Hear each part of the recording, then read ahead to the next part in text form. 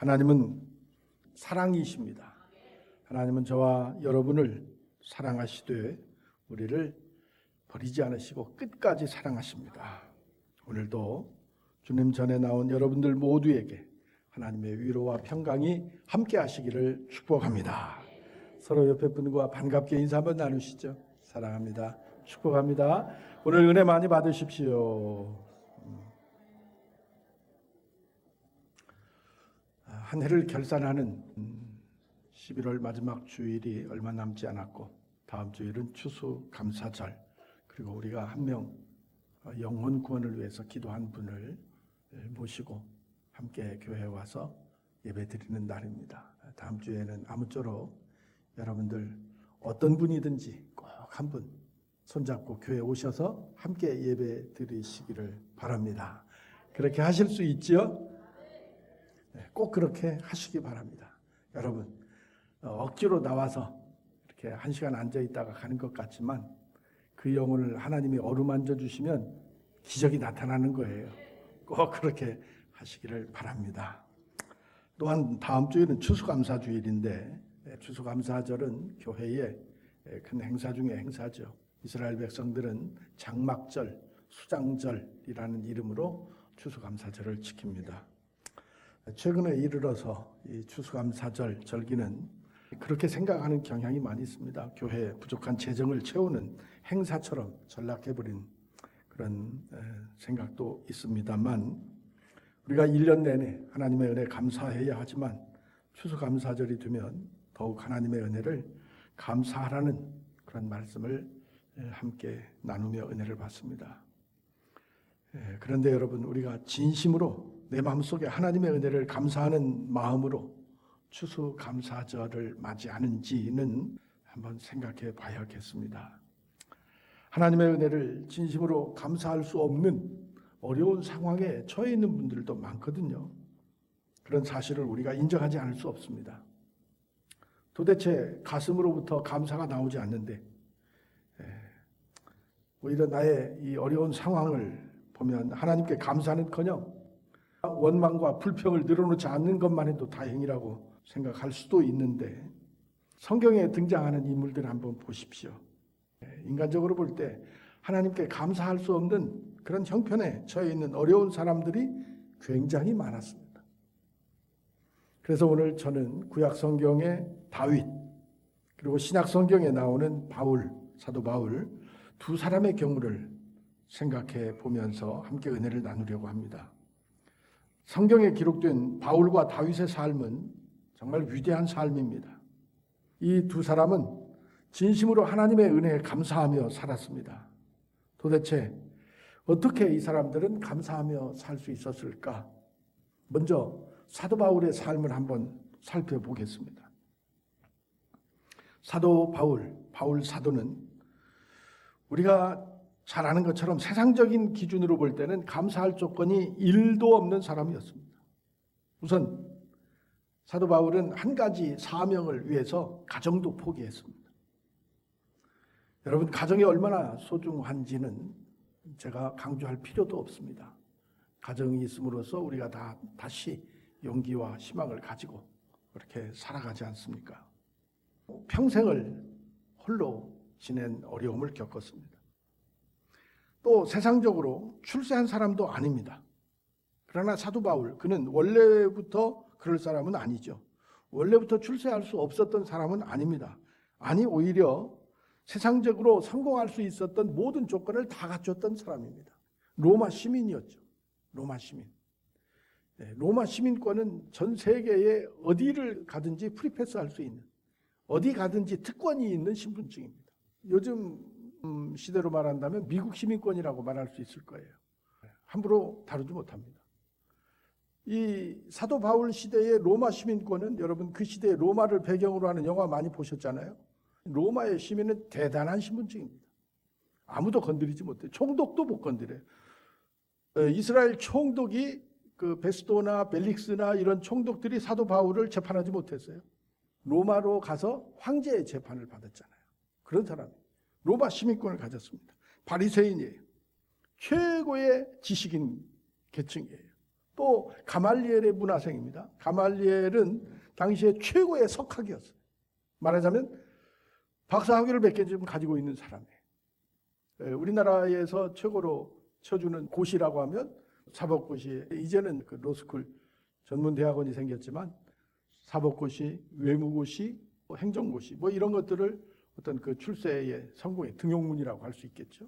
말하자면 사도 바울은 그런 거 다 합격한 사람과 같은 거예요. 요즘 시대로 말하자면 박사학위도 한 2개 가지고 있는 사람입니다.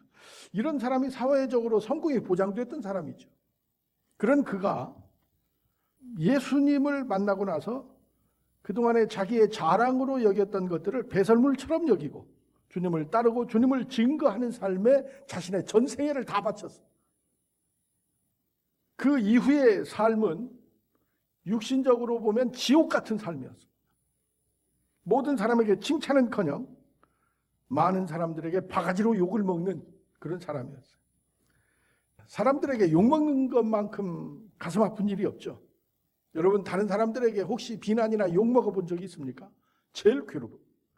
그 내가 육체적으로 고통, 무슨 질병이나 경제적인 어려움 이런 것보다 더한 고통이 남으로부터 비난과 욕설을 듣는 일이겠죠.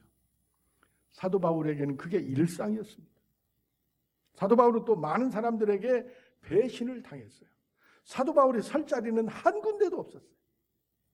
심지어는 사도 바울이 목숨 바쳐서 전도하고 복음을 전해서 세워진 교회 성도들조차도 바울 사도를 배신하고 사도 바울과 함께 했던 많은 당시의 지식인들, 이 사람들은 사울을 변절자라고 했고 또 베드로를 비롯한 모든 그 주님을 따르던 신도들은 사도 바울을 믿지를 못해요. 왜? 자기들을 핍박하던 사람이었거든요. 그러니까 말하자면 우리 조직을, 이 기독교 조직을 뿌리째 뽑으려고 거짓 개종한 것처럼 해서 우리의 무슨 정체를 다 파악해가지고 실상을 파악해서 뿌리를 뽑으려고 들어온 말하자면 첩자인 줄 알았던 거예요. 그래서 겨우겨우 복음을 증거할 수 있었던 것은 누구? 바나바가 사도 바울의 신분을 보증해줘가지고 겨우겨우 안디옥 교회로 파송도 받고 그리고 복음을 전하러 다닐 수가 있었습니다. 그러니까 많은 모든 사람들로부터 사도 바울은 경계의 대상이었어요. 그런 삶을 살았습니다. 그런 의미에서 사도 바울은 정말로 억울한 사람이죠. 많은 사람들이 바울 사도의 진심을 알아주질 않았어요. 그냥 하나님의 위로가 있었기 때문에 그가 견딜 수 있었던 삶이지 사람들이 그에게 했던 오해, 억울함 이건 평생 동안 그를 아프게 했을 거예요. 그렇다고 그의 일생이 평안했던 것도 아니에요. 파란만장한 삶을 살았습니다. 고린도서 11장 23절 이하의 말씀에 사도 바울이 자신의 살아온 삶을 이렇게 고백합니다. 내가 수고를 넘치도록 하고 옥에 갇히기도 많이 하고 매도 수없이 받고 여러 번 죽을 뻔했으나 유대인들에게서 40에 하나 감한 매를 5번이나 맞았고 3번 태장으로 맞았고 1번은 돌로 맞았고 3번 내가 탄 배가 파선을 하고 일주야를 깊은 바다에서 지냈으며 여러 번 여행하며 강의 위험, 강도의 위험, 동족의 위험, 이방인의 위험, 광야의 위험, 바다의 위험, 거짓 형제들의 위험 또 수고하며 애쓰고 여러 번 자지 못하고 줄이고 목마르고 여러 번 굶고 춥고 헐벗었노라. 이게 사도 바울의 삶입니다. 우리 중에 아무리 고생을 하는 사람도 이렇게 사도 바울처럼 살아온 사람은 없을 거예요. 사도 바울만큼 이런 최악의 조건에서 예수를 증거한 사람은 없었을 것입니다. 우리가 사용하는 그 사자성 가운데 고진감래라는 말이 있잖아요. 고생 끝에 낙이 온다는 얘기죠. 초년 고생은 그래서 사서도 한다고 합니다. 처음 고생은 사서라도 하지만 나중에는 고생한 보람이 있어서 다 끝내는 좋은 일이 있다는 얘기죠. 사도 바울은 그것도 안 됐습니다. 어떻게 인생을 마감했나요? 황제의 재판을 받고 복음을 위해서 순교했습니다. 네. 여러분 욥기 잘 알죠? 욥도 고난을 많이 겪은 사람이에요. 그런데 욥은 결말이 어떻게 됩니까?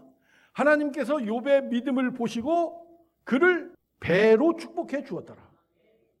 욥은 보상을 받았어요. 그런데 사도 바울은 그런 보상도 받지 못했습니다. 쓸쓸하게, 비참하게 순교하고 말았습니다. 이렇게 사도 바울은 어느 것 하나 감사할 조건이 전혀 없는 상황에서 감사한 사람이에요. 사도 바울의 바울 서신 빌립보서, 우리 뭐라고 별명을 붙였어요? 빌립보서를 뭐라고 그래요? 기쁨의 서신이라고 합니다. 기쁨의 서신. 뭐라고 써 있나요? 기뻐하고 기뻐하라. 나와 함께 기뻐하라. 이 빌립보서 어디서 썼어요? 로마의 감옥에서 쓴 옥중 서신입니다. 죽을 날을 기다리는 사도 바울의 옥중 서신이 밖에 있는 사람들을 향해서 기뻐하고 기뻐하라. 나와 함께 기뻐하자. 이런 편지를 썼습니다. 데살로니가전서 5장 18절 말씀에 뭐라고 그랬나요? 항상 기뻐하라. 쉬지 말고 기도하라. 범사에 감사하라. 이게 사람 맞나요? 정상적인 사람 맞습니까? 사도 바울의 삶이 이런 삶이었습니다. 모든 것이 다 잘 될 때는 누가 감사하라고 하지 않아도 저절로 감사가 나오겠죠. 그러나 실패하고 곤경에 처해 있을 때는 감사가 도무지 나오지 않습니다. 근데 범사에 감사하라는 이 성경 말씀의 뜻은 뭐예요? 어떤 경우에도 감사하라는 말이잖아요. 범사, 모든 일에 감사하라. 어떤 경우에도 감사하라는 말씀 있잖아요. 사도 바울은 정말 어떤 경우에도 감사하는 마음을 포기하지 않았습니다. 성경에 말로만 범사에 감사하라고 쓴 거 아니에요. 실제로 사도 바울은 범사에 감사했습니다. 매를 맞아도, 죽을 고비를 넘겨도, 감옥에 갇혀도, 사람들이 그를 비난하고 돌을 쳐도 감사했어요. 우리가 때때로 감사할 일이 없다고 생각합니다. 사업도 안 되고, 자녀들도 속썩이고, 계획했던 일들도 제대로 안 되고, 원하던 일들이 잘 이루어지질 않습니다. 실패와 좌절만 남습니다. 점점 나이가 들어가면서 건강도 예전 같지 않습니다. 이 병, 저 병, 몸에 하나씩 늘어나는 것이 질병입니다. 그러나 우리가 당하는 이런 환난, 어려움, 더 큰 어려움과 환난 가운데서도 도무지 감사할 수 있는 그런 환경이 아니 됨에도 불구하고 하나님께 감사했던 이 사도 바울의 감사를 우리는 배워야 할 줄로 믿습니다. 성도 여러분, 감사절을 앞두고 감사라는 말이 아닙니다. 감사하는 삶이 행복한 삶이에요. 감사하는 삶에 감사할 일이 생기는 법입니다. 우리 성도님들 늘 감사하며 범사에 감사하며 기쁜 일뿐만 아니라 슬픈 일 중에도, 억울한 일 중에도, 곤고하고 어려운 중에도 감사하는 우리 성도님들 되시기를 축복합니다. 또 누구 예를 든다고 그랬죠? 다윗 예를 한번 들어보겠습니다. 다윗은 사도 바울만큼이나 감사하며 살았던 사람이에요. 그런데 재밌는 거는 바울 사도의 감사는 우리가 참 대단한 사람이다 라고 평가할 만한데 다윗은 그렇지 않습니다. 다윗의 감사는 정반대입니다. 모자랄 것이 없는 모든 것을 다 가진 삶을 살았어요. 다윗은 아까 얘기한 대로 고진감래예요. 20여 년을 도망자로 살았지만 결국 하나님이 다윗을 왕 위에 세워놓고 엄청난 축복을 쏟아 부어주셨어요. 그러니까 다윗은 감사할 만하네. 우리가 그렇게 말할 수 있겠지만 그러나 그렇지 않습니다. 그렇게 생각할 수 있겠죠. 에이, 나도 하나님이 다윗에게 주셨던 축복 반절만, 아니 10분의 1만 줘도 감사하겠네. 그렇게 생각할 수 있겠죠. 그러나 여러분, 실제 내 삶에서 뭔가를 넉넉하게 하나님이 주셨기 때문에 하나님께 감사하는 거 쉬운 일 아닙니다. 쉽지 않습니다. 다시 말한다면 뭐를 넉넉히 가진 감사의 조건이 충분한 사람이 오히려 하나님 은혜에 감사하기가 쉽지 않다 그 말입니다. 제 말이 역설처럼 들릴지 모르지만 한번 생각해 보십시오. 여러분 옛날에 궁핍했을 때 얼마나 간절히 하나님께 나와서 간구했습니까? 그리고 어려운 중에도 감사했잖아요. 지금 이제 모든 것이 옛날과는 많이 달라졌어요. 좋아졌어요. 살만해졌어요. 그때만큼 나에게 감사가 있는지 한번 생각해 보십시오. 다시 말하면 뭔가를 넉넉히 가진 사람들의 감사의 조건이 충분한 사람이 오히려 하나님의 은혜를 감사하기가 더 어려울 수 있다는 얘기입니다. 여러분, 제가 목회 경험입니다. 건강만 해도 그래요. 건강을 잃고 고생하는 성도가 건강한 사람보다 더 감사합니다. 왜? 내가 그동안 건강하게 사는 것이 하나님의 은혜였구나, 이걸 깨닫거든요. 부자보다 가난한 사람이 더 감사하는 경우가 많습니다. 저는 우리 성도님들 하나님 앞에 예물을 드리는 모습을 보며 참 너무나 감사할 때가 많습니다. 이분이 이런 헌금을 하나님께 드릴 만큼 넉넉한 형편이 아닐 텐데 하면서 그 예물을 하나님께 드립니다. 배가 고파서 하루 세 끼도 잘 먹지 못할 때 밥상을 앞에 놓고 뜨거운 눈물을 흘렸던 적이 있지 않습니까, 여러분? 그런데 진수성찬을 차려놓고도 그 옛날 내가 드렸던 감사 기도를 잊어버린 내 모습은 아닌지 한번 돌아보아야 할 것입니다. 우리가 흔히 생각하듯 나에게 뭔가 있으면 있을수록 하나님께 더 감사할 것이라고 하는 착각, 이건 아닙니다. 다윗은 통일 이스라엘의 왕이었어요. 당시의 왕은 지금 대통령이 가지는 권한하고는 비교도 할 수 없어요. 막강한 권한을 가진 사람이 왕입니다. 지금처럼 우리나라 5년 하고 그만두는 대통령이 아니에요. 평생 왕이에요. 죽을 때까지 왕이에요. 주변의 모든 나라가 다 다윗 왕에게 조공을 바쳤습니다. 힘이 있는 왕이었어요. 남 눈치 보는 왕이 아니었습니다. 모든 백성들이 다 다윗을 우러러보고 존경하는 최고의 왕이었어요. 온 세상이 다 다윗의 것이었습니다. 주변 모든 나라들 다 정복했습니다. 여러분, 우리 옛날 사극 많이 보시잖아요. 드라마도 많이 나오고. 임금이 무슨 말을 하면 신하들이 뭐라고 얘기하죠? 신하들이 뭐라고 얘기해요? 성은이 왕극하옵니다. 무슨 말이에요, 그게? 무슨 말입니까? 임금님 왕의 은혜에 감사드리옵니다라는 뜻이에요. 성은이 만극합니다. 언제도 성은이 만극합니다라고 얘기하죠. 임금이 누군가를 처형할 때 뭐를 내려요? 사약 내리죠. 사약 내리면 신하들이 어떻게 해요? 유배지나 또는 자기 집에서 사약을 받고 임금이 있는 궁 쪽을 향해서 삼배 절을 하고 성은이 만극하옵니다 하고 마시고 죽잖아요. 그게 왕이에요. 죽는 것도 임금님의 왕의 은혜라고 하잖아요. 임금, 왕은 감사를 받는 사람이지 감사할 사람이 아니에요. 감사할 필요가 없는 사람이에요. 그런데 이런 힘을 가진 다윗이 하나님께 감사합니다.